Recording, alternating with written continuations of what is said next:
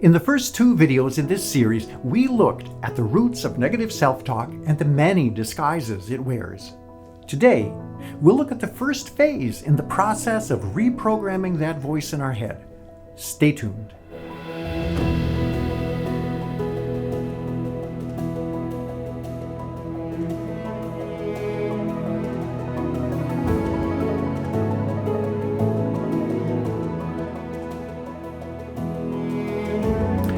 What is self-doubt?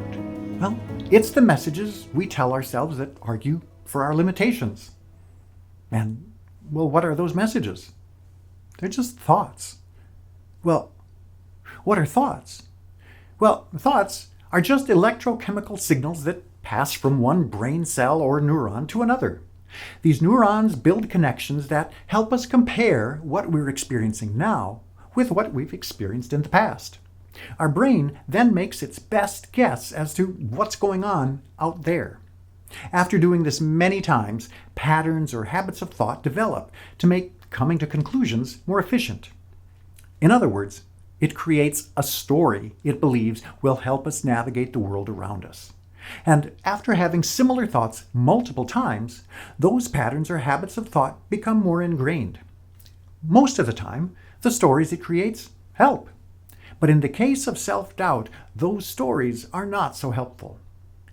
There's an entire chapter about thoughts and the process our brains go through and how beliefs are created in my book, Thoughts on Demand.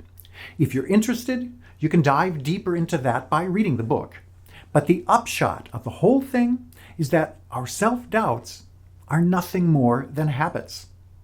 They may be nasty habits, but just habits nonetheless.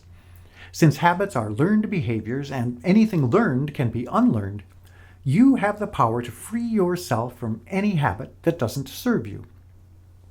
The recognition of self-doubt as a habit creates a little bit of distance between you and that self-doubt.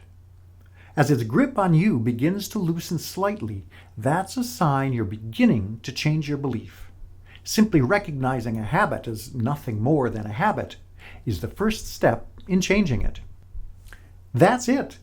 This phase in the reprogramming process is pretty simple and straightforward. Recognize your thoughts of self-doubt are just thoughts. Thoughts that have become a habit. Those thoughts are not who you are. You are not your thoughts. This little separation is all that's needed to begin to release the hold those thoughts seem to have on you. And when you realize you're experiencing thoughts of self-doubt, take a step back and realize those thoughts are just thoughts. And like all thoughts, they come and go.